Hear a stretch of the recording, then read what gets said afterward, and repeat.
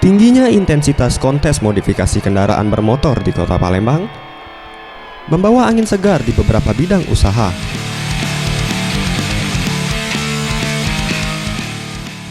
Dan salah satunya penjualan aksesoris variasi motor yang ada di Jalan Jenderal Sudirman.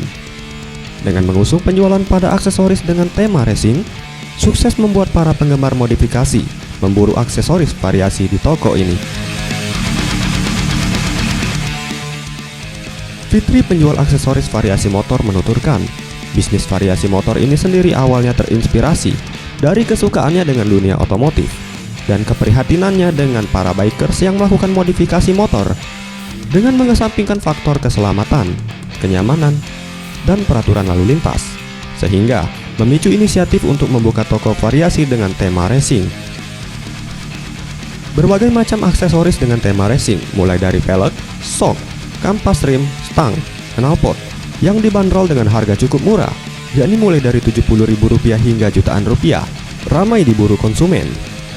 Dengan mayoritas pembeli berasal dari komunitas modifikasi motor. Knalpot sih, lebih knalpot, sok-sok kayak gitu. Itu yang range harga berapaan?